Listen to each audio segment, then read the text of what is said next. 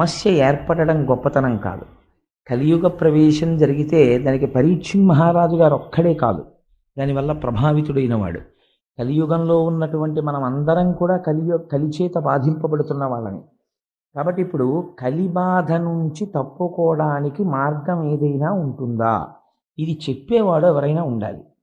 కలి వస్తే ఎలా ఉంటుంది, ఇన్ని బాధలు పెడతాడు, ఇవన్నీ అసలు యథార్థంగా ఎలా ఉంటుందంటే గోంగూర పప్పు అన్నం తింటున్న వాడి దగ్గరికి వెళ్ళి గోంగూర పప్పు తింటే ఎలా ఉంటుందో చెప్పినట్టు ఉంటుంది. కలి బాధలు మనకి తెలియనివి పడుతున్నవే కదా.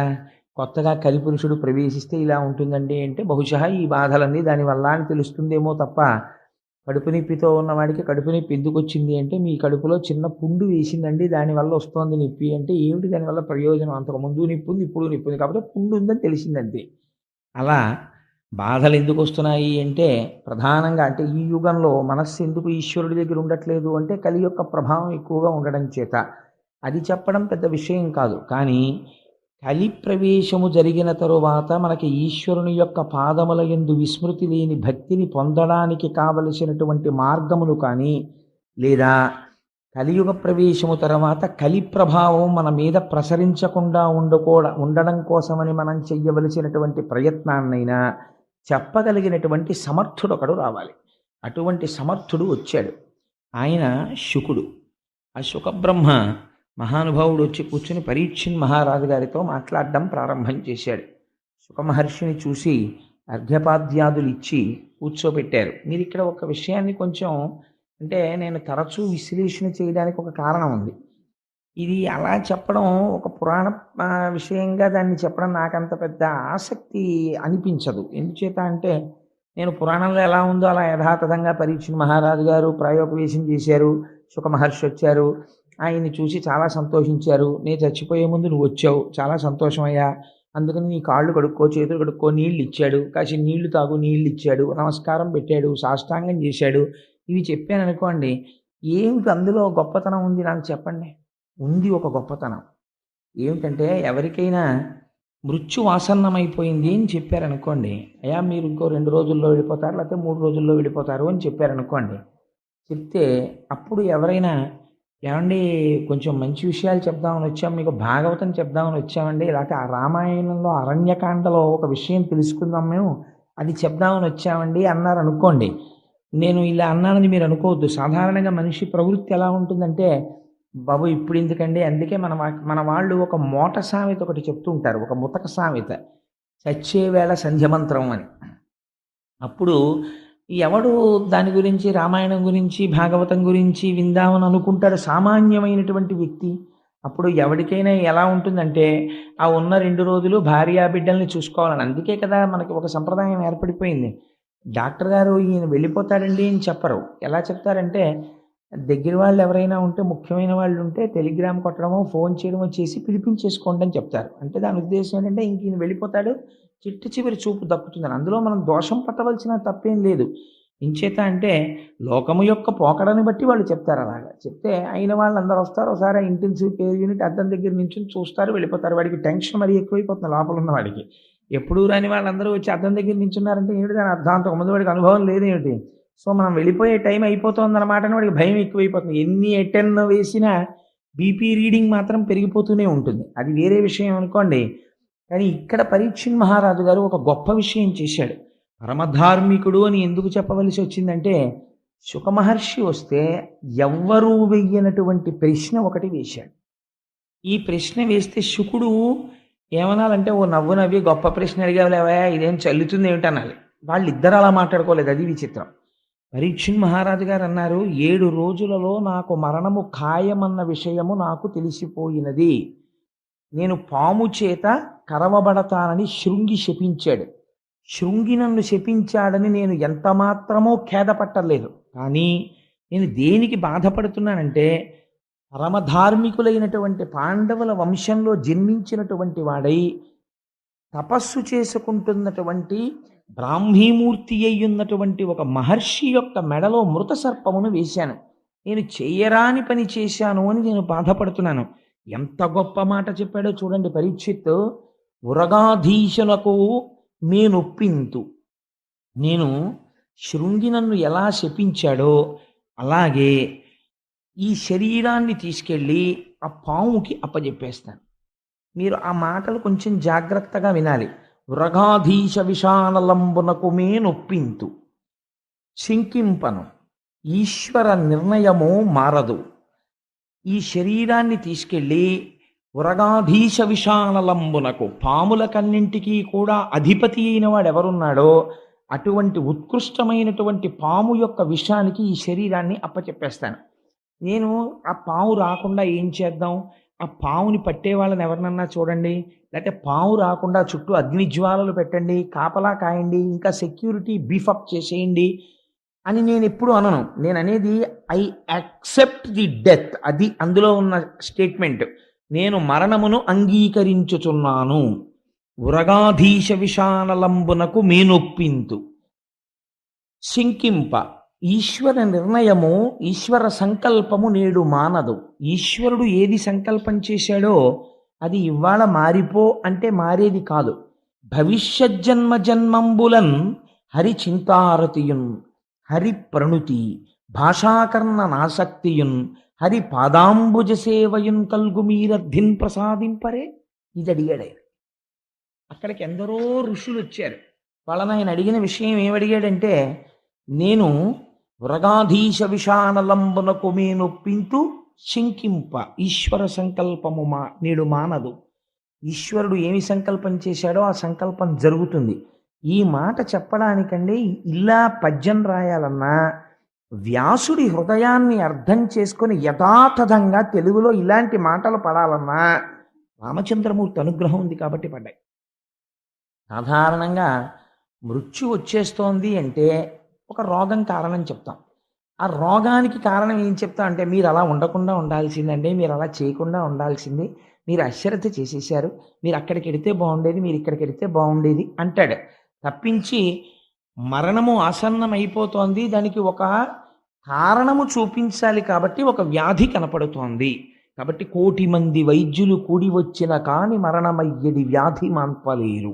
ఈ శరీరం వెళ్ళిపోవడానికి మూట సర్దేసుకుంటోంది కాబట్టి ఇది ఈశ్వర సంకల్పము. కాబట్టి శరీరమును డొల్ల చెయ్యడానికి ఈశ్వరుడు రోగమును పంపించాడు. కాబట్టి ఇది వెళ్ళిపోవడానికి సిద్ధపడిపోతోంది. నేను దీన్ని వెళ్ళిపోవడానికి అంగీకరిస్తున్నాను. ఈశ్వరుడు యొక్క సంకల్పము మారదు, ఇది వెళ్ళిపోతుంది అన్న మాట ఎన్ని కోట్ల మందిలో ఏ ఒక్కడంటాడో నాకు చెప్పండి. పరీక్షిత్ అంటున్నాడు ఇవాళ, వృగాధీశ విషానలంబునకు మేనొప్పింతు శంకింప ఈశ్వర సంకల్పము నేడు మానదు. కానీ ఆయన అడుగుతున్నది ఏమిటంటే, నేను చచ్చిపోకుండా చూడండి అని నేను ఎవరిని అడగను, నన్ను రక్షించమని నేను అడగను. పోని ఏమంటే ఆ శాపం ఇచ్చాడు కదా, ఆ శృంగి కాళ్ళు అట్టుకుంటే పోనీ ఆ శాపం ఏమైనా వెనక్కి తీసుకుంటాడా, లేకపోతే దీన్ని ఇంకొక రకంగా మార్చే అవకాశం ఉంటుందా, లేకపోతే దీనికన్నా పైకోర్టు లాంటిది ఏమైనా ఉంటుందా, అక్కడికి వెడితే ఏమైనా కొంచెం మార్పు చేస్తారా, నేను ఎలాగో అలా బతికేస్తే సరిపోతుందా, ఇంత తప్పు చేసినా నేను బతికేస్తే చాలండి. ఈ చౌకబారు మాటలు పరీక్షిత్ మాట్లాడటం లేదు. ఆయన మాటల్లో ఎంత ధృతి ఉందో మీరు చూడండి. ఆ ఒక్క పద్యం పరీక్షిత్ యొక్క హృదయమును, పరీక్షిత్ యొక్క సంస్కారాన్ని ఆవిష్కరిస్తుంది. ఆయన అడుగుతున్నది ఏమిటి అంటే, భవిష్యజ్జన్మ జన్మంబులన్, నాకు భవిష్యత్తులో, భవిష్యత్ అంటే ఏంటి, ఇప్పుడు ప్రస్తుతం ఉన్నది కలియుగమే కదా, మళ్ళీ ఉత్తర జన్మ తీసుకున్నప్పుడు నాకు జన్మము వచ్చినప్పుడు నాకేం కావాలి, హరి చింతారతియున్, నా మనస్సు ఎప్పుడూ శ్రీ మహావిష్ణువునే స్మరిస్తూ ఉండాలి. హరి ప్రణుతి, స్మరించడం కాదు, ఎక్కడైనా స్వామివారి ఉత్సవమూర్తి కనపడ్డా, దేవాలయం కనపడ్డా, స్వామి దేవాలయం కనపడ్డా గభాల శిరస్సు ఉంచి ఇలా నమస్కరించగలిగినటువంటి సంస్కార బలం నాకు కావాలి. అందుకని హరి చింతారతియున్, హరిప్రణుతి, భాషాకర్ణనాసక్తియున్. ఎంత గొప్ప మాట చూడండి. అది బాగా చెప్పేవాడు దొరకాలని ఆయన అనలేదు. ఆయన ఏమన్నాడంటే భాషాకర్ణనాసక్తియున్.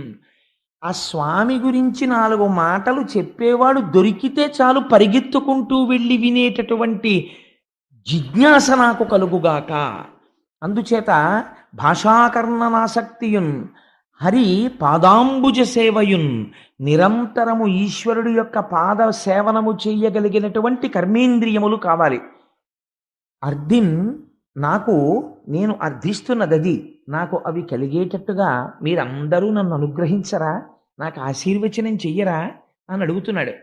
అడుగుతున్న సమయంలో ఎక్కడ ప్రాయోపవేశం చేశాడు?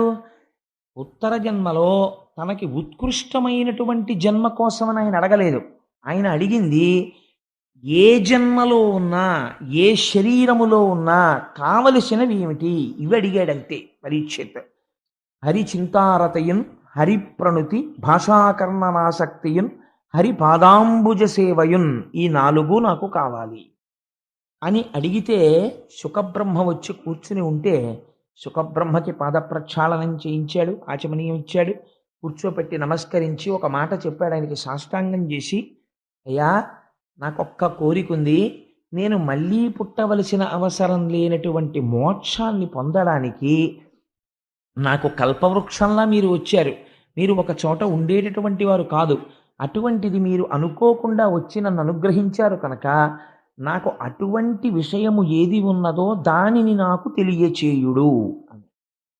మీరు ఈ విషయాన్ని కొంచెం జాగ్రత్తగా మీరు వింటే భాగవతంలో పరీక్షిత్తు వేసిన ప్రశ్న ఎవరి కోసం వేశాడో, శుకుడు ఎప్పుడు వస్తాడో మీకు అర్థమైపోతుంది.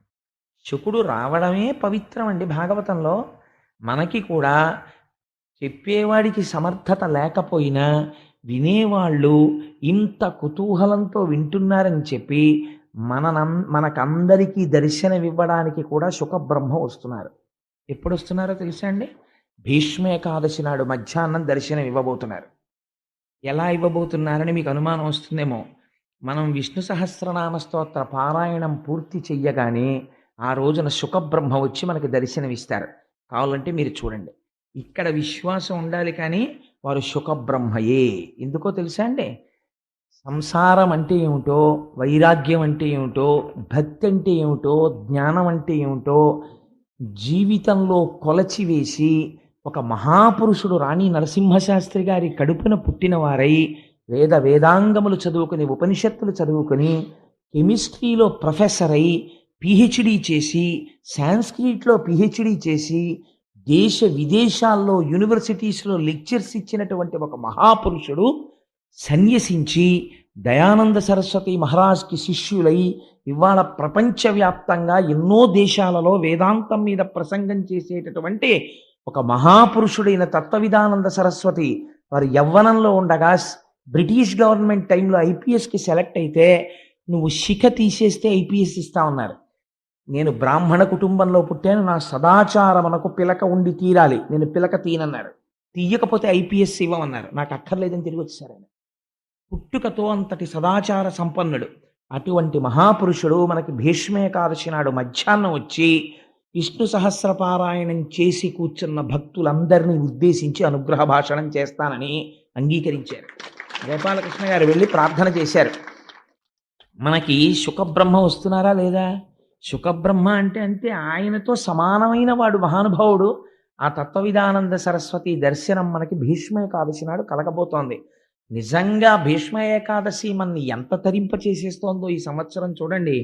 అందుచేత శుకుడు రావడమే గొప్ప. జవాబు చెప్పగలిగిన వాడు శుకుడంటే.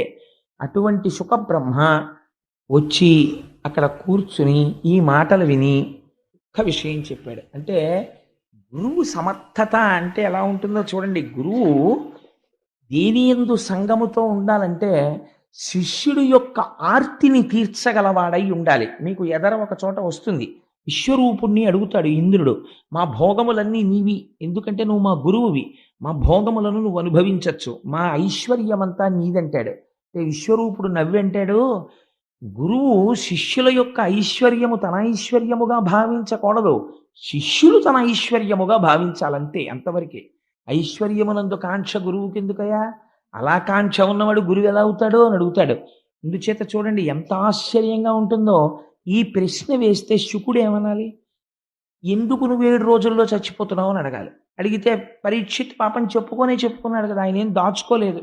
అయ్యా ఒక మృత సర్పాన్ని పట్టుకెళ్ళి ఒక మహర్షి యొక్క మెడలో వేశాను, శృంగి శాపం ఇచ్చాడు కాబట్టి నా శరీరం పడిపోతోందని చెప్తాడు. చెప్తే అప్పుడు ఏమనాలి శుకుడు?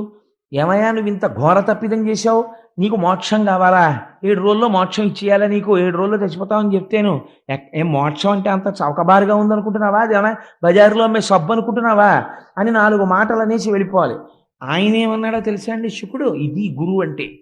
ఆచార్యో వేద సంపన్న విష్ణుభక్తో విమత్సర మంత్రజ్ఞో మంత్రభక్తశ్చ సదా మంత్రాశ్రయశుచి గురుభక్తి సమాయుక్త పురాణజ్ఞో విశేషత ఏవం లక్షణ సంపన్న గురురుత్యభిధీయతే. గురువు అనేటటువంటి వాడు గుకారశ్చంధకారశ్చారుకారస్తన్నిరోధకృత్ అంధకార వినాశిత్వాత్ గురురుత్యభిధీయతే. గురుగీతలో పరమశివుడు పార్వతీదేవితో చెప్తాడు, గురువు అంటే ఎవరో తెలుసా? సంతతము ఎవరి వాక్కు అజ్ఞానమును దహించి వేస్తుందో, ఎవరు సమస్త పురాణ సారములను కూడా వడబోసి అలవోకగా అర్థమయ్యేటట్టు చెప్పగలిగినటువంటి వాక్ నైపుణ్యమును పొంది ఉన్నాడో, ఎవరు తన నిత్య జీవితములో అనుష్ఠాన పర్యంతము వరకు భగవద్భక్తిని సాధించుకుని ఉంచుకున్నాడో వాడు గురువు. అందుకే అనేక జన్మ సంప్రాప్త కర్మబంధ విదాహిని అని కొన్ని కోట్ల జన్మల నుంచి మన వెంట తరువుకుని వస్తున్నటువంటి కర్మ పాశములను మనం సంపాదించుకున్నటువంటి పాప రాశి ధ్వంసమైపోవడానికి కావలసినటువంటి మార్గమును ఎవడు ఉపదేశం చేస్తాడో వాడు మాత్రమే గురువు. అందుచేత అనేక జన్మ సంప్రాప్త కర్మబంధ విదాహినే జ్ఞానానల ప్రభావేన తస్మై శ్రీ గురవే నమః. గురువు పైకి భౌతికమైన శరీరంతో కనపడుతుంటాడు, కానీ ఆయన జ్ఞానానల ప్రభావేన జ్ఞానమనేటటువంటి అగ్నిహోత్రముగా ఉంటాడు. ఆయన ఎప్పుడూ ఆయనలోంచి జ్ఞానాగ్ని వెదజల్లుతుంటుంది. అటువంటి ఒక బర్నింగ్ వాల్కెనో లాంటి వాడు ఆయన. అటువంటి వాడు గురువు అంటే. అందుకని ఆ గురువు శిష్యుడి యొక్క ప్రశ్నని చూసి అవతల వారు నిరుత్సాహపడేటట్టు మాట్లాడకూడదు. ఎంత అందంగా అన్నాడో చూడండి. వెంటనే శుకుడు అంటాడు, ఇతపూర్వం ఎన్నడూ నేను ఎక్కడా పాలు పితికినంత సేపు కన్నా ఉండనయ్యా. ఇవాళ నీ కోసం నేను ఎలా ఉంటాను? మృత్యుముఖంలో ఉన్నామని నేను ఉంటానా? నేను ఉండను అనలేదు.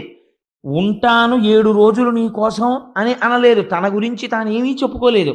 ఆయన చేసిన పని ఏమి అంటే ఒక్క మాట చెప్పాడంతే. ఎంత ధైర్యం వచ్చేస్తుందో చూడండి శిష్యుడికి.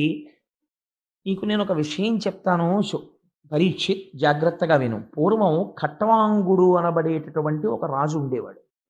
ఆ ఖట్వాంగుడు అనబడేటటువంటి రాజు దేవతలకి సాయం చెయ్యడం కోసమని యుద్ధం చెయ్యడానికని భూమిని విడిచిపెట్టి రథానికి స్వర్గలోకానికి వెళ్ళి రాక్షసులతో యుద్ధం చేశాడు. చాలా దీర్ఘకాలము పోరు సాగింది. రాక్షసులు ఓడిపోయారు. ఓడిపోయిన తరువాత దేవతలందరూ ఖట్వాంగుణ్ణి అభినందించారు. అభినందించిన తర్వాత నీకేం వరం కావాలో కోరుకో, ఇంత మా కోసమని కష్టపడి నువ్వు పైలోకానికి వచ్చి యుద్ధం చేసావు కదా, నీకేం వరం కావాలని అడిగారు. అడిగితే ఆయన అన్నాడు, నాకేం వరం అక్కర్లేదు, కానీ నా ఆయుర్దాయం ఎంత మిగిలిందో చెప్తారా అన్నాడు. అంటే వాళ్ళు గబగబా కంప్యూటర్లో బటన్ నొక్కితే అప్పుడు ఉన్నాయండి అని అనకండి. అంటే వాళ్ళు చూడగలరు కాబట్టి వెంటనే వాళ్ళు చూసి అన్నారు, నీకు ఇంకొక గడియ ఉన్నదయా ఆయుర్దాయం అన్నారు. ఆయన అన్నాడు, షహబాష్ చాలు నేను తరించిపోవడానికి గడియ ఉందా అన్నాడు. అని రథం ఎక్కి గబగబా భూమండలానికి వచ్చేసాడు. వచ్చేసి అంతఃపురంలోకి వెళ్ళిపోయి ఈ మాట చెప్పేసి ధ్యానమగ్నుడై ఈశ్వరుణ్ణి ధ్యానం చేస్తూ కూర్చొని శరీరాన్ని విడిచిపెట్టేసి మోక్షాన్ని చేరుకున్నాడు. నీకు 7 రోజులు టైం ఉంది, 2 గడియల్లో మోక్షానికి వెళ్ళిన వాడు ఉన్నాడు, నీకు రాకపోవడం ఏమిటి మోక్షం అన్నాడు శుకుడు. ఎంత గొప్ప మాట చూడండి.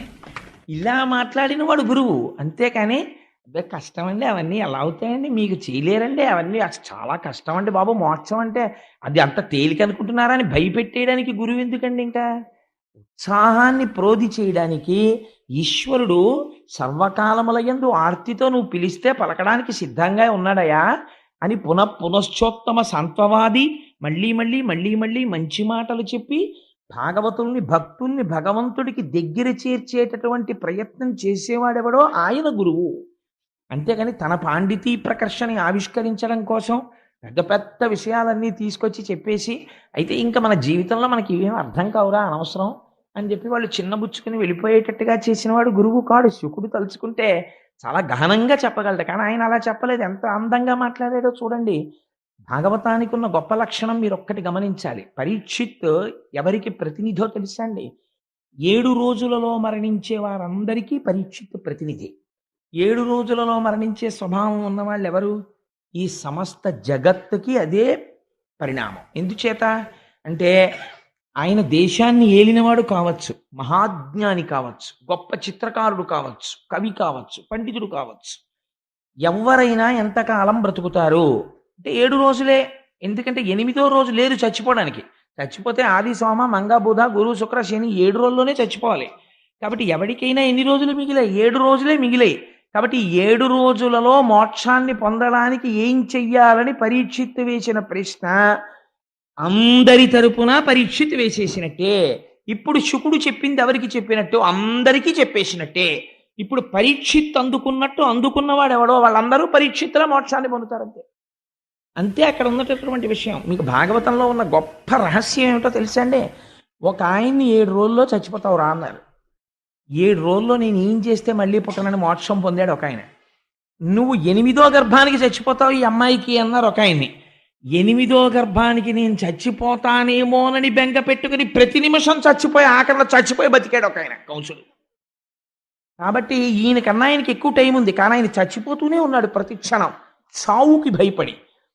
ప్రపంచంలో చావుకి భయపడడం అంత వెర్రితనం ఇంకొకటి లేదు. ఎందుచేత చావుకి భయపడి మీరు ఎంత దూరం పారిపోగలరు? పోని అది ఎప్పుడు వస్తుందో తెలుసా అంటే తెలియదు. శుకుడు చెప్తాడు, అసలు మరణమనేటటువంటి దానికి ప్రధాన కారణమేమి? మరణమనేటటువంటి దాన్ని ఢీకొట్టడానికి కావలసిన ప్రయత్నము చేయకపోవుటయే. మీరు ఒకటి ఆలోచించండి, ప్రతి జీవి కూడా ప్రత్యేకించి మనుష్యుడు ఏం చేస్తాడు? నేను నా సొంతంగా చెప్పట్లేదు, శుకుడు చెప్పిన మాటలు చెప్తున్నాను. ఒక పొయ్యి, ఒక రోలు, ఇవి శుకుడు వాడిన మాటలు. ఒక పొయ్యి, ఒక రోలు, ఒక భార్య, కొందరు బిడ్డలు, కుటుంబము, సంసారము, ఇవి దేనికి పనికొస్తాయి? తన జీవనయాత్ర సాగించుకోవడానికి పనికొస్తాయి. ఎందుకనంటే రొయ్యి పోలు ఆ రోలు పొయ్యి అని ఎందుకు వాడాడంటే బహుశా ఆ రోజుల్లో ధాన్యం తెచ్చుకుని దంచుకుని ఉడికించుకునేవారు కాబట్టి. ఇవి 2 దేహయాత్ర సాగించడానికి. కాబట్టి ఇప్పుడు రెండోది ఏమిటి? ఒక భార్య, కొంతమంది బిడ్డలు. ఇంకా ఈ నిరంతరము దేని గురించి ఆలోచన చేస్తాడో శరీరము యొక్క పటుత్వము సన్నగిల్లిపోతూ ఉంటుంది, శరీరము ముడతలు పడిపోతూ ఉంటుంది. తన తర్వాత తరం వచ్చేసింది, కొడుకు పెద్దవాడైపోయాడు, ఇప్పుడు ఆయన పనులు ఆయన చూసుకోగలడు. ఈయనకన్నా సమర్థవంతంగా ఆయన చూడగలడు. ఈయన తాళం తీసి తాళం చెవులు ఎక్కడెట్టాడో తెలియదు. అపార్ట్మెంట్ కిందకి వెళ్ళిపోయిన తర్వాత తాళం వేసామంటావా అంటాడు. అంటే మెల్లిమెల్లిగా జ్ఞాపక శక్తి తగ్గిపోతోంది. అయినా సరే ఇంకా కొడుకు జీతం పట్టుకొచ్చిస్తే కుటుంబ పోషణ తను చెయ్యాలని, అన్నీ తనకి తెలియాలని ఒక భ్రాంతి. మీరు ఒకటి శుకుడు చెప్పాడని కాదు, నిజాయితీగా ఒకటి ఆలోచన చేసే ప్రయత్నం చేస్తే బాల్యంలో ఉంటాం, అప్పుడు మనకేం తెలియదు, చాలా హాయి. ఒక వయస్సు వచ్చేస్తుంది, వచ్చిన తర్వాత ఒక అభిప్రాయం వస్తుంది, ఇది కాదు నేను ఇది చదువుకుంటాను అని. ఆ తర్వాత పెళ్ళి. ఇప్పుడు పెద్దలు నిర్ణయించినారు కానా అని శుభలేఖలో వేస్తాం, కానీ నిజంగా పెద్దలు నిర్ణయించేస్తే చేసేసుకునేంత పుణ్యాత్ముడు ఎవడు ఏం లేడు. 276 పెళ్లి చూపులు అయిపోయి వీడికి 60 ఏళ్ళు వచ్చాక చేసుకుంటాడు. అందుకని ఇన్ని పెళ్లి చూపులు చూసుకుని వాడు ఒక భార్యను ఎవరినో తీసుకుని తెచ్చుకుంటాడు. తెచ్చుకున్న తర్వాత 2 బిడ్డలు పుడతారు. ఇంకా తర్వాత ఆలోచన అంతా నిరంతరము దేని గురించి ఉంటుంది? ఒక నిజాయితీ అయిన ప్రశ్న శుకుడు అడిగాడంటే ఎందుకు అడగడండి? మీరు ఆలోచన చేయండి. మనకి ఉన్నటువంటి చాలా గొప్ప లక్షణం ఏంటంటే పూజ గది అని ఒక గది ఉంటుంది మనకి. మనకి చాలా పెద్ద రిలీఫ్ ఎక్కడొస్తుందంటే పొద్దున్న ఒక్క 10 నిమిషాలు అందులో కూర్చుంటే చాలు, ఇంకా దాని గొడవ మళ్ళీ మర్నాటి వరకు లేదు. మిగిలిన వాటితో ఇలా ఉండదు. అన్నం తిన్నాడు అనుకోండి, మళ్ళీ ఎవరో జంతికలు ఎట్టుకొచ్చారనుకోండి, 4 ముక్కలు ఇలా పడే అంటాడు. అదేంటి తిన్నాను కదా అన్నం ఇప్పుడు ఎందుకు 3 గంటలకు పెడుతూ కానీలే అనడు. లేకపోతే ఎవరో మినపసున్ను అట్టుకొచ్చారనుకోండి, అవి ఎంత బాగా చేశారో అనండి మినపసున్ను అన్నారనుకోండి, ఏదో మినపసున్ను పెట్టు అంటాడు. ఇప్పుడు ఎందుకు రాత్రి భోజనంలో వేయి అనలేడు. ఇంద్రియములకు లొంగుతాడు. ఏది పోతన గారి భాగవతం బట్రా ఖాళీగా ఉందని ఇంకోసారి చదువుకుంటాను అధ్యాయం అనలేడు. చదివేశాను కదండి అదంతాను అంటాడు. లేకపోతే సుందరకాండ చెప్తున్నారండి అన్నారు అనుకోండి, ఆయనకి ఏం పనండి బాబా, అస్తమానం సుందరకాండ చెప్తాడు, ఇప్పటికి ఎన్ని మాటలు చెప్పాడో ఎన్ని మాటలు విన్నామో, సుందరకాండ అంతా నాకు వచ్చండి, సుందరకాండకి నేను ఇది ఏంటంటాడు. విశ్వనాథ సత్యనారాయణ గారు రామాయణ కల్పవృక్షంలో దెప్పి పొడిచాడు, తిన్నా అన్నం తింటం లేదా, చేసిన సంసారం చెయ్యట్లేదా, చదివిన రామాయణం చదవడానికి నీకు వచ్చిన తెగులు ఏమిటని అడిగాడు ఆయన. అందుకని మనకి భగవత్ సంబంధమైన విషయం దగ్గరికి వచ్చేటప్పటికి ఒక విముఖత, పూజామందిరంతో ఉండేటటువంటి సంబంధం అన్నిటికన్నా బాగా ఎక్కడ తగ్గిపోతుందో తెలుసా అండి? వృద్ధాప్యంలోనే. ఎందుకంటే చెప్పడానికి ఒక సాకు ఒకటి దొరుకుతుంది. మోకాళ్ళ నొప్పులు కదండీ! వెళ్ళినా కూర్చోలేని కోడలు దీపం పెడుతుంది అంటాడు. మరి పోనీ విష్ణు సహస్రం చదువుతారా అండి? అంటే నాకు నోటికి రాదండి. చదువుదాం అంటే ఇప్పుడేంటంటే విశ్వం విష్ణుర్వషట్కారో అంటానా కళ్ళమ్మ నీళ్ళొచ్చేస్తాయి. కనపడదు. టీవీకి చూడడానికి కనపడుతుంది. అది విచిత్రం. ఒకవేళ దగ్గర నుంచి వినపడకపోతే దూరం నుంచి కూర్చొని చూస్తాడు. డాక్టర్ గారి దగ్గర కూడా ఏం చెప్తాడంటే, "టీవీ కనపడటం లేదు డాక్టర్ గారు సరిగ్గాను" అంటాడు. విష్ణు సహస్రం కనపడటం లేదండి అని చెప్పడం. అందుకని ఏమైపోతుందంటే భ్రాంతికి లోనైపోయి జీవితాన్ని గడిపేస్తాడంటే ఒక గహనమైన వేదాంత విషయం చెప్పేటప్పుడు కొద్దిగా అది మీకు లైటర్ వెయిన్‌లో చెప్తే బావుంటుందని నేను జోడించాను తప్ప నా ఉద్దేశ్యం భాగవతాన్ని ఒక జోకులమయం చేయడం నా ఉద్దేశ్యం కాదు. అందుకని ఇలా జీవితం గడిచి వెళ్ళిపోతున్నది. నీ దృష్టికోణమునందు ఎప్పుడైనా ఒక మార్పు వచ్చినదా? అసలు ఎప్పుడైనా ఒక ప్రశ్న అడిగినవాడు ఉన్నాడా? నేను ఎక్కడి నుంచి వచ్చాను ఈ లోకంలోకి? కొంతకాలం ఉన్నాను ఈశ్వరానుగ్రహం, అకాల మృత్యువేం రాలేదు. మనవల వరకు వచ్చేసాను. ఇంక సమయమా అయిపోతోంది. కాబట్టి తెలిసిపోతోంది. వెళ్ళిపోవడం తథ్యం. చాలామంది వెళ్ళిపోయారు. మా నాన్నగారు వెళ్ళిపోయారు. మా నాన్నగారికి తద్దినం పెడుతున్నాను. మా అమ్మగారు వెళ్ళిపోయారు. మా అమ్మగారికి తద్దినం పెడుతున్నాను. మా అక్కయ్య ఒకతి వెళ్ళిపోయింది. మా అక్కయ్యకి ప్రతి సంవత్సరం నేను స్మరించి నమస్కారం చేస్తున్నాను. కాబట్టి ఇవాళో, రేపో లేదా 10 ఏళ్ల తర్వాతో, 20 ఏళ్ల తర్వాతో ఎప్పుడో ఒకప్పుడు ఇది వెళ్ళిపోవడం ఖాయం. కాబట్టి ఇది కూడా వెళ్ళిపోతుంది. ఇది కూడా వెళ్ళిపోతుంది కాబట్టి ఏదో సంసారంలోకి వచ్చిన తర్వాత ఓ కొడుకు పుట్టినప్పుడు వాడి పేరు మీద ఏదో డిపాజిట్ మొదలెట్టాను. పిల్ల పెళ్ళికనో డిపాజిట్ మొదలెట్టాను.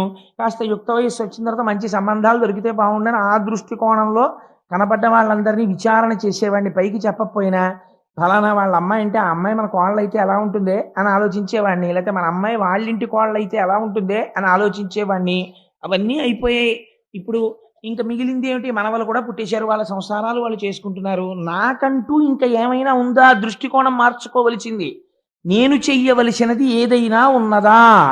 ఈశ్వరుడి గురించి నేను తపించగలనా? అంటే మన నోటి వెంట వెంటనే వచ్చేటటువంటి సమాధానమేమి?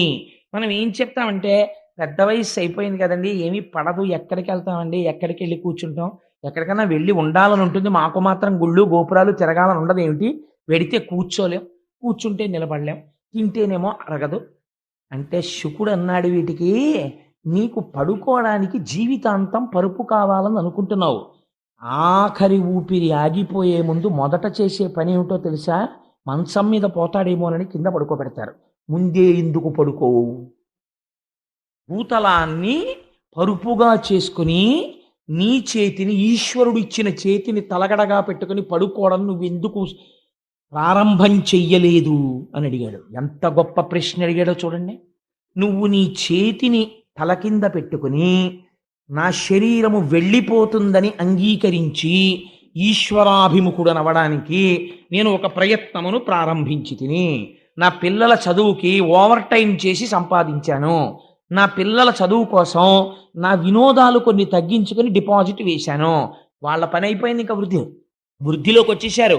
నా పని నేను చూసుకోవాలి. ఇంకా నన్ను ఉద్ధరించేవాడెవడు? అందుకని నన్ను నేను ఉద్ధరించుకోవాలి. అందుకని నన్ను నేను ఉద్ధరించుకోవడం కోసం నేను ఈశ్వరాభిముఖుడనై ఇప్పటి నుంచి ఒక ప్రయత్నం ప్రారంభం చేస్తాను.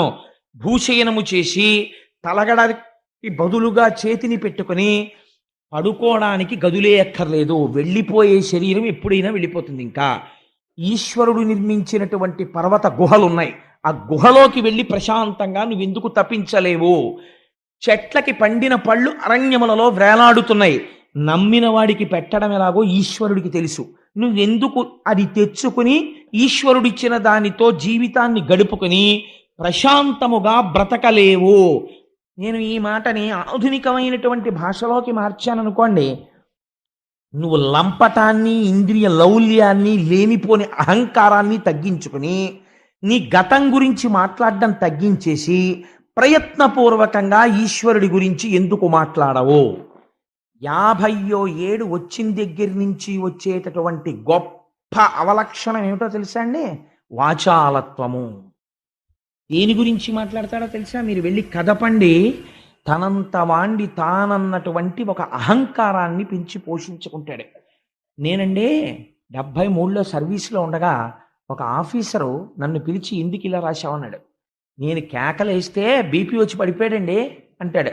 ఇవన్నీ తన సాధితముల కింద చెప్పుకుంటాడు. అంతేకాని నా వయస్సులో ఉండగా నేను అలా ప్రవర్తించాను అని క్షమార్పణ చెప్పడు. ఇవి తన మనవలకి చెప్పుకుంటాడు, తన కొడుకులకి చెప్పుకుంటాడు. ఈఎక్స్ అని బోర్డు ముందు పెట్టి, లేకపోతే బ్రాకెట్లో ఆర్ఈటీడీ అని పెట్టుకుని, ఎప్పుడో చేసి వదిలేసిన ఉద్యోగం ఒకటి బోర్డు మీద పెట్టి, ఇంకా ఏదో లేనిపోనటువంటి ఆభిజాత్యాలన్నీ తెచ్చి ఒంటికి పెట్టి, ఇంకా సుఖంగా ఇంకా సుఖంగా ఇంకా సుఖంగా దీన్ని ఉంచుదామని అనుకుంటాడు. ఎంత సుఖంగా దీన్ని ఉంచుదామని నువ్వు అనుకుంటున్నావో అంత వెళ్ళిపోయేటటువంటి సమయం ఆసన్నమైనప్పుడు ఎన్ని సుఖాలు తీసుకొచ్చి ఎక్కడ పెట్టినా నువ్వు సంసారమునందు సాధించిన ఏ ఉపకరణము చేత నీవు మరణమును తప్పించుకొనజాలవో శుకుడు తీర్పు చెప్పాడు. నీ భార్య కానీ, నీ బిడ్డలు కానీ, మనవలు కానీ, నీ క్వాలిఫికేషన్ కానీ, నీ వాహనాలు కానీ, నీ ఉద్యోగం కానీ, నువ్వు సంపాదించిన డబ్బు కానీ ఇవేమీ రావు. శంకరాచార్యుల వారు వాత పెట్టి చెప్పారు. కింవానేన ధనేన వాజికరిభిప్రాప్తేన రాజ్యేన కింవా పుత్ర కళత్ర మిత్ర పశుభిర్దేహేన గేహేన కిం జ్ఞాతైతక్షణభంగురం సపతిరోత్యద్యం మనోదూరత స్వాత్మార్థం కురు వాక్యతో భజ భజ శ్రీపార్వతీ వల్లభం. నేననుకున్నటువంటి ఈ శరీరమే రాకుండా కట్టెదుట అగ్నిహోత్రములో కాలి దోషుడు బూడిదైపోతుంది ఒక్క అరగంటలో. ఏది నామరూపాలు, ఒక ఫోటో మిగిలిపోయింది అంతే. అది కూడా వాడు పెట్టుకోకపోతే ఏ గొడవ లేదు. కాబట్టి ఏమైపోయింది? ఇంత ఆభిజాత్యం పోయిందంతే. ఎక్కడికి వెళ్ళిపోయావు?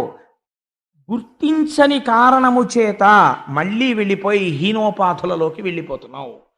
దేని కొరకు ఈ అహంకారం? నీలా ప్రశ్న వేసిన వాడు ఏడి అని అడిగాడు పరీక్షిత్. అందుకని నువ్వు ఈశ్వరాభిముఖుడవు కా. నిన్ను రక్షించేది ఏదైనా ఉంటే ఏదో తెలుసా? ఇంకా నీకు సంబంధించినటువంటి ఈ ఎక్స్ ఏవి నిన్ను రక్షించవు. మరి ఏవి రక్షిస్తాయి? నువ్వు పట్టుకోవలసినటువంటిది ఈశ్వరుడి యొక్క పాదములను.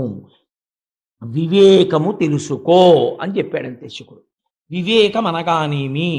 ఇంతకాలము ఏ ఇంద్రియ లంపటమునందు పడి ఉన్నావో దానినే పట్టుకొని ఆ సంసారమునే పట్టుకుంటే మృత్యువుని తప్పించుకోవడము సాధ్యము కాదు.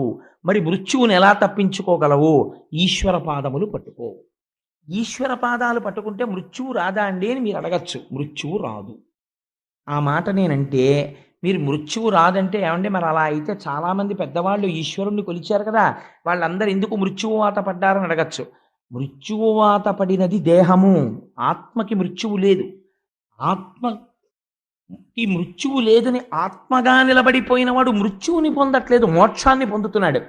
దేహము తాననుకున్నవాడు మృత్యువుని పొందుతున్నాడు. కాబట్టి ఇప్పుడు దేహము తాను కానన్న జ్ఞానము కలగాలి. దేహము తాను కానన్న జ్ఞానము దేని వలన వస్తుంది? గురువు యొక్క అనుగ్రహము చేత, గురువు యొక్క భాషణము చేత వస్తుంది. కాబట్టి ఇప్పుడు ఎక్కడికి వెళ్ళిపోవాలి? గురువుతోడి సంగము పెట్టుకోవాలి. గురువు యొక్క అనుగ్రహము కోసమని ప్రయత్నం చెయ్యాలి. చేసి ఈశ్వరుడి పాదములు గట్టిగా పట్టుకుంటే కలిపురుషుడు నీ యందు ప్రవేశించి నీకు వ్యామోహమును కల్పింపలేడు. ఇది చేసినట్టయితే ఆయన ఒక్క మాట చెప్పాడు. తేలిక మాటల్లో 4 మాటల్లో మీకు నేను చెప్పేయాలంటే ఈ విరాట్ రూప వర్ణనమంతా చేశాడు శుకుడు. చేసి హరి లేనటువంటి పదార్థము లేదు.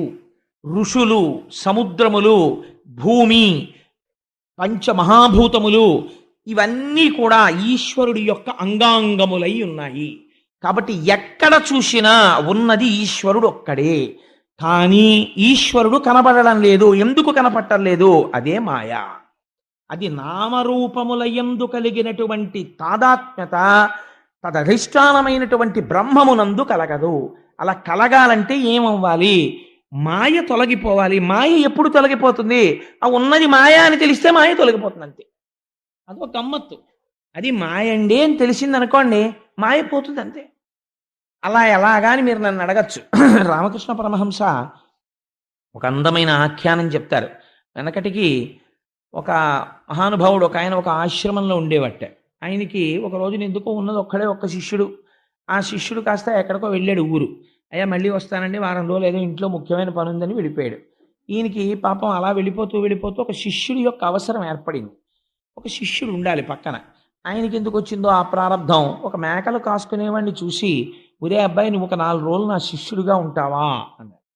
ఆయన అన్నాడు, ఉంటాను కానండి, నాకేం తెలియదే శిష్యుడిగా ఉండడానికి, నాకు ఏ విషయమూ తెలియదు, మీకు సంబంధించినవి ఏం చేయనన్నాడు. మీకు నేను చక్కగా గుండు చేసి పిలక పెట్టించేసి, విభూతి పిండికట్లు పెట్టేసి, ఓ పంచె నేనే గట్టిగా కట్టేసి, ఓ యజ్ఞోపవీతం ఒకటి వేసేసి ఆశ్రమంలోకి తీసుకెళ్ళి కూర్చోబెడతాను. చూసినవాడు నువ్వు బ్రాహ్మణ వటువువి, బ్రహ్మచారి అనుకుంటారు. నువ్వు చేయవలసింది ఏమిటో తెలుసా? నోరు విప్పకంతే. నువ్వు నోరు విప్పావో తెలిసిపోతుంది. అలాగేనండి, అయితే ఇంకేముంది, చాలా తేలిక అన్నాడు. చాలా తేలిక అని చెప్పి, చాలా తేలిక అనుకున్నవే ప్రమాదం తీసుకొస్తాయి ప్రపంచంలో. వెనకటికి నటన రాని వాడు ధృతరాష్ట్రుడి పాత్ర ఒప్పుకున్నాడు. ఎందుకంటే అలాగో కళ్ళు మూసుకోవడమే కదా, స్టేజ్ ఫీర్ ఉండదని. కళ్ళు మూసుకు కూర్చున్న తర్వాత నిద్ర పట్టేసింది. ఇప్పుడేమో పాపం 10 మాటలు చెప్పు ధృతరాష్ట్ర, నువ్వు చెప్పు అంటాడు. ఆయన ఏం చెప్తాడు నిద్రపోయినవాడు. అందుని తేలిక అనుకున్నవి కొంప ముంచేస్తాయి ఒక్కొక్కసారి. అందుకని నోరు విప్పకుండా కూర్చోవడమే కదా అని చెప్పి నోరు విప్పకుండా కూర్చోడానికి ఒప్పుకున్నాడు ఆయన. కూర్చుంటే వీళ్ళ ప్రారంధం కొద్దీ ఆ ఆశ్రమానికి ఇంకొక అతిథి వచ్చాడు. వచ్చి ఆయన అక్కడ కూర్చుని కమండలం మర్చిపోయి ఈ పిల్లాన్ని పిలిచి వీరే కమండలం పట్టరా అన్నాడు. ఎవరికి కమండలం అంటే ఏమిటో తెలియదు పాపం. వాడు విచిత్రంగా చూస్తున్నాడు. మరి నీకేరా చెప్తున్నది, ఆ కమండలం పట్టరారా అన్నాడు. అంటే వాడు మళ్ళీ బాబోయ్ ఇదేంటి నన్ను అడుగుతున్నాడు, నాకు కమండలం అంటే తెలియదు, నాకు తెలియదు అందావా, నోరు విప్పద్దని చెప్పాడు ఆయన, ఎలాగని చూస్తున్నాడు. ఆయన 4-5 మాటలు అడిగి, ఎరా కమండలం తేరా అంటే నాకు నువ్వు కానీ మేకలు కాసుకునేవాడు ఏంటిరా అన్నాడు. అనగానే లేచి పారిపోయాడు ఈయన. ఎందుకు పారిపోయాడు అంటే, మేకలు కాసుకునేవాడే అని తెలియగానే వాడు పారిపోయాడు. ఇది మాయా అని గురుముఖంగా తెలియగానే మాయ తొలగిపోతుంది. మమ మాయా దురచ్చయ, అప్పటి వరకు అది తొలగదు. దానికి ఈశ్వరానుగ్రహము తోడైతే తొలగుతుంది. తొలగితే ఏమవుతుంది? లోపల ఉన్న ఆత్మ భాసిస్తుంది. చంద్రుడు ఒక సరోవరంలో ప్రతిబింబిస్తూ ఉంటాడు చీకట్లో. అలలు కదులుతుంటాయి. మెల్లిగా కదులుతున్న అలలకి చంద్రబింబం కూడా కదులుతున్నట్లుగా అనిపిస్తుంది. నిజంగా చంద్రబింబం కదిలిందా? కదలలేదు. అసలు చంద్రబింబం అలాగే ఉంది. నీరు కదలిక వల్ల ప్రతిబింబం కదిలినట్లు మీకు కనపడుతోంది. కదిలినది నీరు తప్ప కదిలినది ప్రతిబింబము కాదు. అలాగే అజ్ఞానము చేత తాదాత్మ్యమును పొంది ఈ దేహము తానన్న భీతి ఎక్కువై, ఆ భీతియే మృత్యువు. కాదు నేను ఎప్పుడూ ఉండే ఆత్మని, అది తెలుసుకుంటోంది, అది తెలుసుకుంటున్నది నేను, అది ఎప్పుడూ ఉంటుంది, దానికి మృత్యువు లేదు. ఇది పడిపోతున్నప్పుడు కూడా ఇది పడిపోతోందన్నది సాక్షిగా తెలుసుకుంటుంది. ఇది పడిపోయాక కూడా బయటకొచ్చి ఆహా ఇది పడిపోయిందని నా ఫోటో నేను చూసుకున్నట్టు అది దీన్ని చూస్తుంది. అది నేనైనప్పుడు ఈ పడిపోయేదాంతో నాకేం సంబంధం? అది పడిపోతుంది, అది సహజం, దానికి మృత్యువు, నాకు మృత్యువు లేదు అని అంగీకరించగలిగి అలా నిలబడగలిగితే మాయ తొలగినది. కానీ అది నేను చెప్పేసినంత తేలికని మీరు అనుకుంటున్నారేమో, అదంత తేలిక వెంటనే పట్టేసుకుంటుంది. కాబట్టి అలా స్థిరముగా నిలబడడానికి ఏది మార్గమో, మరి ఎలా నిలబడుతుందండి అది అంటే, ఆయన ఒక మాట చెప్పాడు, హరిమయము విశ్వమంతయు. ఈశ్వరుడి కోసం నువ్వు ఎక్కడ తిరగక్కర్లేదు పరీక్షిత్. అసలు ఉన్నది శ్రీహరి ఒక్కడే, అది తప్ప ఇంకొకటి లేదు. హరిమయము విశ్వమంతయు, హరి విశ్వమయుండు. ఎంత గొప్ప మాట వేసేసారో చూడండి. విశ్వము హరి, హరి విశ్వము, ఇంకొక పదార్థం ఏం లేదు, ఉన్నది ఒకటే రెండుగా అలా ఇలా కనపడుతోంది. శుకుడు ఒక ఉపమానం కూడా చెప్పాడు. ఇలా చూసినప్పుడు నా ఎదురుగుండా కూర్చున్న తల్లి ఒక్కరు కనపడతారు. నేను నా గుడ్డుని ఒక వేలితో ఇలా పొడిచాను అనుకోండి, నా ఎదురుగుండా కూర్చున్న ఆవిడ 2 కింద కనపడతారు. నా వేలితో గుడ్డుని ఇలా పొడవడం వల్ల నా ఎదురుగుండా ఉన్న వ్యక్తి 2గా కనపడినట్టు, అజ్ఞానము చేత లోకములో ఈశ్వరుడు, లోకము ఇంకా ఇంకా ఇంకా ఇంకా అలా కనపడుతున్నాయి. కానీ జ్ఞాననేత్రము చేత చూస్తే ఉన్నదొక్కటే. కాబట్టి హరిమయము విశ్వమంతయు, హరి విశ్వమయుండు. సందేహింప పని లేదు. హరిమయము కాని ద్రవ్యము పరమాణువు లేదు వంశపావన వింటే. నువ్వు కానీ సక్రమంగా వినదలుచుకుంటే హరిమయము కానటువంటి పదార్థము ఈ ప్రపంచమునందు లేదు. ఇది తెలుసుకుని సమస్తం ఈశ్వరమయం జగత్ అని నువ్వు అంగీకరించి అంతటా బ్రహ్మమును చూసి ఉన్నది బ్రహ్మమే, ఇది పడిపోతుంది, ఇది పంచభూతములు, బ్రహ్మాండములో ఉన్న పంచభూతములలోంచే పిండాండములోని పంచభూతములు, తన్మాత్రలు, ఇంద్రియములు ఇవన్నీ వచ్చాయి. ఇదంతా ఈశ్వరుడి యొక్క నిర్హేతుకమైన ఒక లీల అని నువ్వు అంగీకరించగలిగితే నీకు ఉత్తర క్షణమే మోక్షము అని బోధ చేసి అసలు ఈ ప్రపంచ ఆ భక్తి నిలబడడానికి ఒక మాట చెప్పాడు ఆయన. ఈ భక్తి నువ్వు నీ అంత నువ్వుగా నేను భక్తిగా ఉంటాను, నేను భక్తిగా ఉంటాను, నేను భక్తిగా ఉంటానంటే భక్తిగా ఉండడం కుదరదు. అమరేంద్రాదులు కొల్చు భంగి అయ్యబ్జాక్షు సేవించగా విమల జ్ఞానము భక్తి, విమల జ్ఞానము, ముక్తి, వైరాగ్యమునొసగున్ తత్కమలాధీశు కథా సుధారస నదీ కల్లోల మాలా పరిభ్రమమెవ్వానికినైన కర్ణయుగళీ పర్వంబు కాకుండునే అని అడిగాడు శుకుడు. నేను ఒక్క మాట చెప్తాను పరీక్షిత్, నువ్వు చెయ్యవలసింది ఏమిటో తెలుసా? ఈశ్వరుడు యందు పూనిక కలగాలి. ఆ పూనిక ఎలా కలుగుతుంది? నువ్వు ఇంట్లో కూర్చుని భగవంతుడి మీద భక్తి కావాలి, భగవంతుడి మీద భక్తి కావాలంటే రాదు. ఎలా వస్తుంది? అమరేంద్రాదులు కొల్చు భంగి అయ్యబ్జాక్షు సేవింపగా ఆ ఈశ్వరుడికి ముందు నువ్వు అసలు ఇలా నమస్కారం మొదలెడితే ఆయన నీకు దారి చూపిస్తాడు. ఏమిటో తెలుసా ఆ దారి? ఆ మహానుభావుని యొక్క కథా సుధారస నదీ కల్లోల మాలా పరిభ్రమమెవ్వానికనైన కర్ణయుగళీ పర్వంబు కాకుండునే భగవంతుని యొక్క కథలు వినడం అనేటటువంటి స్థితికి తీసుకుని వెడతాడు. కాబట్టి కొన్ని కోట్ల కోట్ల కోట్ల జన్మల వరకు అసలు భాగవతం వైపుకు కానీ భగవత్ కథ వైపుకి కానీ వెళ్ళలేడు.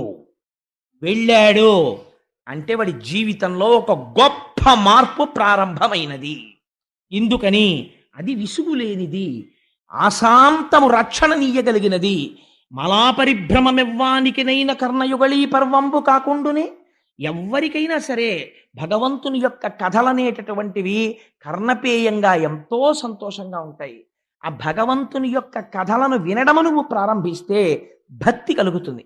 భక్తితో వాడు సర్వేశ్వరుడు, వాడంతటా ఉన్నాడు, ఇక్కడ ఉన్నాడు, చేయిస్తున్నవాడు వాడు, చూస్తున్నవాడు వాడు అన్న భావన నీకు కలిగిన నాడు నీకు తెలియకుండా భక్తిలో ఒక విచిత్రం ఏర్పడుతుంది. ఏమిటో తెలుసా అండి? ఏదో పూజ గదిలోకి వెళ్ళి ఒక పావు గంట అరగంట కూర్చుని పూజ చెయ్యడం కాదు.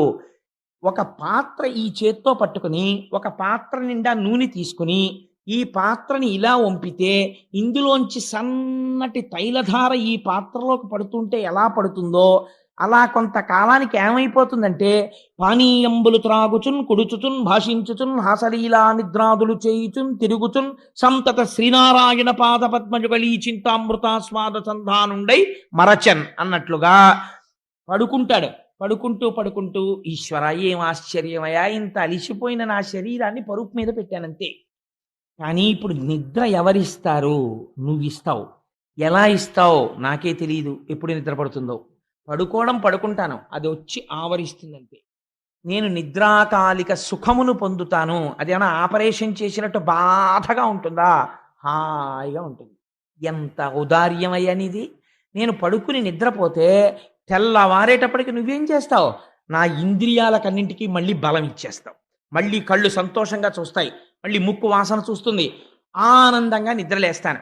నిద్ర లేవగానే తెల్లవారుతోందని చెప్పి ఈశ్వరుడి ముఖం చూసి ఒక నమస్కారం చేసి భగవంతుడి గురించి జ్ఞాపకం తెచ్చుకొని ఓ సుప్రభాతం చేసుకుంటూ, ఇప్పుడు వెంకటాచలం అలా ఉంటుంది, శ్రీశైలంలో అలా ఉంటుంది, ఇప్పుడేమో ప్రాతస్మరామి గణనాథ మనాథ బంధుం సింధూర పూర పరిశోభిత గంట యుగ్మం ఉద్దండ విఘ్న పరిఖండ నచండ దండ మా ఖండలాది సురనాయక బృందవంద్యం అని చదువుతూ ఢమరుకలు మోగిస్తుంటారని ఆలోచన చేస్తూ స్నానం చేస్తాడు. అక్కడికి వెళ్ళి కూర్చుంటాడు. ఏదో చదవబోతాడు, ఏదో జ్ఞాపకానికి వస్తుంది, ఏదో ఆలోచిస్తూ ఉంటాడు. ఏది? భగవంతుడి గురించే. అయిపోతుంది. భోజనం దగ్గరికి వస్తాడు. ఏం ఆశ్చర్యం, ఎక్కడ పండిన గింజలో నా ఇంటికి తెచ్చాడు, అగ్నిహోత్రము తానయ్యాడు, తాను ఉడికించాడు, ఇక్కడికి తెచ్చాడు, నేను ఇలా నోట్లో పెట్టుకుంటే రుచి రూపంలో సుఖాన్ని ఇస్తాడు, కడుపులోకి వెళ్ళాక జీర్ణం చేస్తాడు. ఏం ఆశ్చర్యం రా నిజంగా. ఇంత పిసరు మలము పైకొస్తే నేనే భరించలేనంత దుర్వాసన. అటువంటి మలము నా శరీరంలో ఉండగా 9 రంధ్రములున్నటువంటి శరీరంలో 2 కళ్ళు, 2 ముక్కులు, 2 చెవులు, నోరు 7, మలద్వారం 8, మూత్రద్వారము 9 రంధ్రములున్న బుడగలోంచి దుర్వాసన రాకుండా శాసనం చేస్తున్నాడు. ఇంట్లో ఒక్క వెలగపండు ఉంటే వాసన వచ్చేస్తుంది, లోపల ఇన్ని మలమూత్రాలుంటే ఇంత వాసన పైకి రాకుండా కాపాడుతున్నాడు. ఏం ఆశ్చర్యమయ్యా ఈశ్వర, ఏమిటయ్యా నీ లీల, నిజంగా ఎంత ఉపకారం చేస్తున్నావయ్యా అంటాడు. ఇప్పుడు మీరు చెప్పండి, ఈ భక్తికి ఒక నియమము, ఒక సమయము అవసరమా? స్వప్నమునందు కూడా కలలో కూడా ఇదే ఏదో ఆలోచిస్తూ ఉంటాడు. అలవాటైపోయింది ఆ మనస్సు. ఆ మనస్సు ఎక్కడ చేరింది?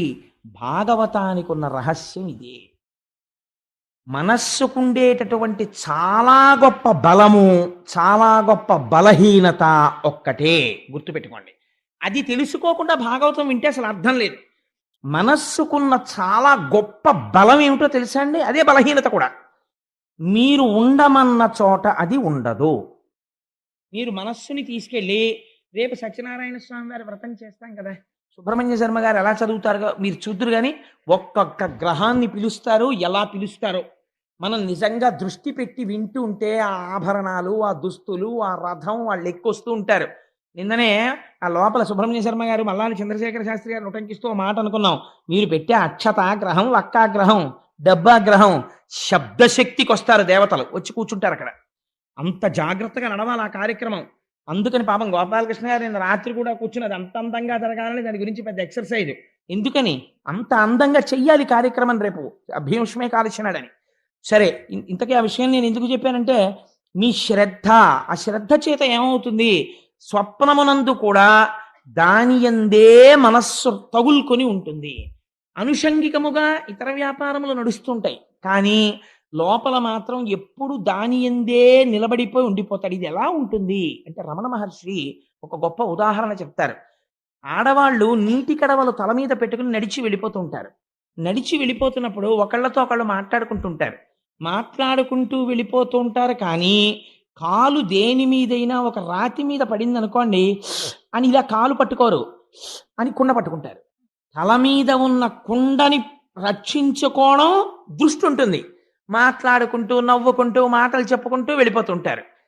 ఇవన్నీ జరుగుతున్నా దృష్టి తల మీద ఉన్న కుండ మీద ఉన్నట్టు భక్తి పరిణతి చెందితే నువ్వు ఏ పనిలో ఉన్నా నీ మనస్సు ఈశ్వర పాదముల దగ్గర ఉంటుంది. ఇది చేరగలుగుతాడు. ఎక్కడ ప్రారంభం? ఈశ్వర కథ వినడంతో ప్రారంభం. ఇప్పుడు మనస్సు ఏమైంది? ఒక బలహీనత ఉన్నది. ఏమిటా బలహీనత? నువ్వు ఈశ్వరుడి దగ్గర ఉండవే, ఉండదు, వెళ్ళిపోతుంది ఇంకొంచెం. ఇప్పుడు వెళ్ళిపోయే మనస్సే బలం. ఇప్పుడు మీరు దాన్ని వెళ్ళిపోవడం ఎలా వెళ్ళిపోయేటట్టు చేస్తున్నారు? మీరు ఆలంబనం అందిస్తున్నారు దానికి. దానికి భాగవతం చెప్పారు. ఇప్పుడు ఈ భాగవతంలో ఏం చెప్తారు? భగవంతుడి యొక్క లీలావతార వర్ణనం, ఎన్ని అవతారాలు ఎత్తాడు, ఎలా చేశాడు, ఎదురెదురు మీరు వింటారు. దక్షయజ్ఞ ధ్వంసం దగ్గర నుంచి ఇవాళ అదృష్టం ఉంటే మనకి ఆదివరాహమూర్తి వస్తారు, యజ్ఞవరాహమూర్తి. ఆ వరాహమూర్తి అవతారం దగ్గర నుంచి ఇవన్నీ వచ్చేస్తే మీరు విని విని విని విని విని రాత్రి ఇంటికి వెళ్ళి పడుకున్నారనుకోండి, మీకు ఆ యజ్ఞవరాహమూర్తి యొక్క ఆవిర్భావం కనపడుతుంటుంది. ఎలా కనపడుతుంది? నీ చెప్తే కనపడదు, మీ మనస్సు లగ్నమైతే కనపడుతుంది.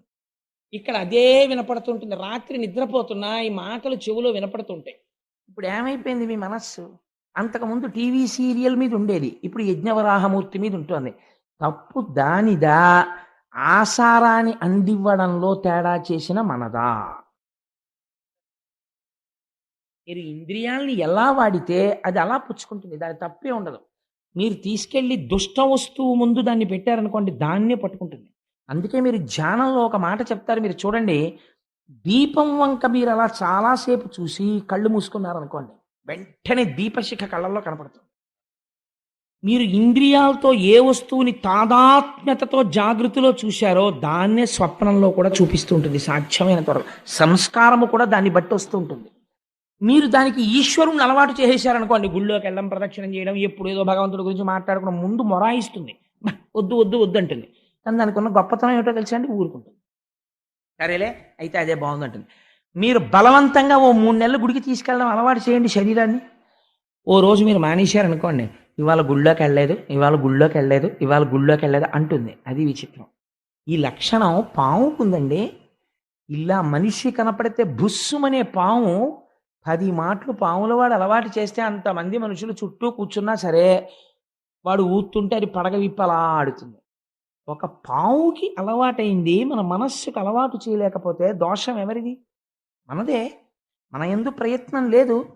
దీన్ని శుకుడు ఎత్తి చూపిస్తున్నాడు భాగవతంలో. అందుకని మనస్సుకి ఆలంబనం ఇస్తుంది భాగవతం, మారుస్తుంది మనస్సుని, ఈశ్వరుడి వైపుకి తిప్పుతుంది.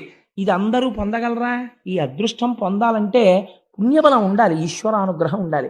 ఎవరికి అనుగ్రహం ఉంటుందో వాళ్ళనే ఆయన అడ్మిట్